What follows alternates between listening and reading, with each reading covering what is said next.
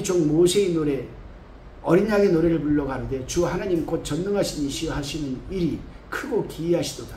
만국의 왕이시여 주의 길이 의롭고 참되시도다. 하나님이 종 모세의 노래 어린 양의 노래 이렇게 얘기를 합니다. 그들이 검은 고를 가지고 연주한 노래는 하나님의 종 모세의 노래입니다. 우선 모세의 노래가 어떤 것을 가리키느냐가 중요합니다. 학자들마다 위대한 율법 수여자에 대한 마지막 노래인 신명기 32장이라고 말하기도 하고 또 출애굽기 후에 모세가 부른 출애굽기 15장의 노래로 또 보는 학자도 있습니다.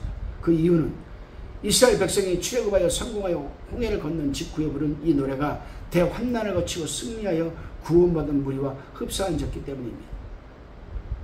흡사한 점입니다. 본문의 찬양 내용을 보면 모세의 노래를 그대로 부른 것이 아닙니다. 적그리스도의 상징인 바로로부터 탈출하여 홍해를 건넌 후 구원의 감격을 노래하며 하나님의 위대하심을 노래하는 점에서 그 내용은 비슷한 점이 있습니다. 사실 이 노래가 내용은 모세의 노래이지만 어린 양의 노래라고 할 수 있습니다. 우리 개역성경은 그것이 두 가지 노래가 아닌 하나의 노래임을 암시하여 그리고라는 접속사를 생략을 해버렸습니다. 그래서 모세의 노래 어린 양의 노래라고 한 겁니다. 다시 말해 모세의 노래가 바로 어린 양의 노래라는 겁니다. 이 찬양은 모세로부터 시작하여 어린 양에게 절정을 이루어 의로운 구속 행위를 노래하는 겁니다. 우리가 모세의 노래나 어린 양의 노래나 모두 하나님의 능력을 찬양하는 영광송인데 그 끔찍한 대환난을 거쳐서 승리한 무리들은 그들을 구속하신 어린 양 예수 그리스도의 의로운 행위를 여러분 찬양하지 않을 수가 없는 겁니다. 그러면 그 찬양의 내용을 보게 되면 전능하신 하나님 만국의 왕이 행하신 일이 의롭고 기적 같은 일이어서 주만 경배를 받으셔야 한다는 겁니다. 하나님이 전능하시다고 하는 이 표현은 계시록에서 9번 쓰였고 계시록 이외의 신약성경에서는 고린도후서 6장 18절 전능하신 주라는 표현으로 꼭 한 번 쓰였습니다. 하나님이 전능하다는 이 전제는 그들을 구원하시기에 능하신 분이었다는 고백이 내포되어 있습니다. 하나님은 만유의 주제이시며 전능하신 분이십니다. 그래서 주 하나님이 되시면서도 전능하신 분이기 때문에 주 하나님 곧 전능하시니라고 찬양의 대상을 여러분 먼저 언급하는 것 아니겠습니까? 여러분 크고 기이한 일이라 했습니다. 찬양의 대상이 전능하신 하나님이라고 외친 그들은 하나님이 행하신 일이 크고 신기하다고 합니다. 모세의 노래에서도 이스라엘 백성을 구출한 사실이 너무 극적이어서 믿어지지 않을 만큼 신기한 일이었습니다. 바로의 번거와 그 군대를 던지시니 그 택한 장관이 홍해에 잠겼고 큰 물이 그들을 덮으며 그들이 돌처럼 바다에 내려 앉아버리고 말았습니다. 그래서 모세는 여호와의 신 중에 여러분 주와 같은 자 누구니까? 주와 같이 거룩하며 영광스러우며 찬송할 만한 위엄이 있으며 기이한 일을 행한 자는 누구이니까? 라고 여러분 고백했습니다. 그래요 여러분 하나님이 하시는 일이 크고 기이하다는 한말 속에는 그들이 구원받은 사건이 얼마나 극적이고 스릴 넘치는 여러분 드라마 같은 일이었음을 시인하는 내용이 내포되어 있는 겁니다. 자칫했으면 구원을 잃을 뻔도 했는데 적그리스도의 무서운 고난과 핍박을 견뎌내고 가신 하나님의 크고 위대하신 일을 찬양하지 여러분 않을 수가 없는 겁니다. 만국의 왕이라 했습니다. 이것은 영생하시며 지극히 높으신 하나님이 인간 나라를 다스리시며 자기 뜻대로 누구에게든지 왕권을 주심으로 그의 권세가 영원하고 그의 나라가 대대히 이른다며 하나님의 왕을 찬양하고 하늘의 왕을 찬양하고 존경한 느부갓네살 왕의 고백에서도 여러분 우리가 살펴볼 수가 있는 겁니다. 여러분. 주의 길이 의롭고 참되다 했습니다. 주의 길이 의롭고 참되다는 것은 그의 행하심이 옳고 진실하다는 뜻입니다. 이것은 모세의 노래에서 주와 같이 거룩함과 영광스러운 찬송할 만한 위엄이 있으며 기이한 일을 행하는 자란 그 말에서도 여러분 암시되어 있습니다. 자 이제 4절입니다. 주여 누가 주의 이름을 두려워하지 아니하며 영화롭게 하지 아니하오리까? 오직 주만 거룩하시니이다. 주의 의로우신 일이 나타났으며 만국이 와서 주께 경배하리이다 하더라. 아멘. 하나님이 전능하신 신으로서 크고 기이한 일을 행하시며 만국의 왕으로서 의롭고 참된 일을 행하시니 누가 그의 이름을 두려워하지 않겠는가? 주의 이름을 두려워하지 하기도 해야 되지만은 영화롭게 할 이름입니다. 그래서 승리한 무리들은 누가 주의 이름을 두려워하지 아니하며 영화롭게 하지 아니할까라고 한 겁니다. 이것은 모세의 노래에서도 여러분 잘 나타나 있는 겁니다. 오직 주만 거룩하시니 모세 노래에서도 주와 같이 거룩하고 영광스러우며 찬송할 만한 위엄을 가진 자가 없더라고 했는데 여기서도 승리한 무리들은 거룩하신 하나님을 그대로 여러분 찬양하고 있는 겁니다. 자, 우리는 다시금 만국이 와서 주께 경배하리다라고 했습니다. 이렇게 하나님이 기적같은 일을 행하셨으니 그의 이름을 두려워하지 않을 자가 있겠으며 그의 이름에 영광을 돌리지 않을 자가 있겠는가? 이런 말씀이죠. 그러면 의롭고 거룩하신 하나님께 만국이 와서 경배할 수밖에 없다는 찬양이 됩니다.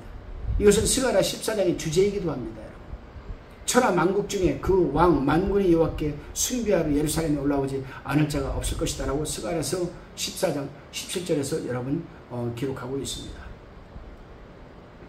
다시 15장 5절입니다.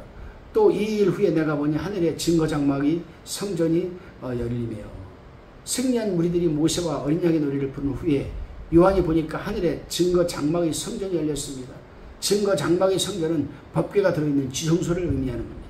지성소는 여호와의 영광이 임재해 있는 곳이죠. 여러분. 그래요 여러분. 6절입니다. 일곱 재앙을 가진 일곱 천사가 성전으로부터 나와 맑고 빛난 세마포 옷을 입고 가슴에 금띠를 띠고라고 했습니다. 여러분. 맑고 빛난 세마포, 하나님은 의로우신 분이시며 그의 사명을 수행하는 천사들이 맑고 빛난 세마포 옷을 입고 있다는 것은 그들이 하나님의 의의 법을 집행하는 자들임을 보여주는 겁니다. 천사들이 하나님의 진노의 대접을 땅에 쏟는 임무를 수행하지만 그들은 하나님의 정당한 심판을 수행하고 있을 뿐 사악한 의지는 전혀 없습니다. 그들이 하늘의 성도들과 동일한 의복인 맑고 빛나는 세마포 옷을 입고 있다는 것은 그들이 기질이나 성품이 의롭고 거룩하다는 것을 뜻합니다. 가슴에 금띠라 했습니다. 가슴에 착용한 금띠는 하나님의 의로우심과 신실하심을 여러분 뜻하는 겁니다.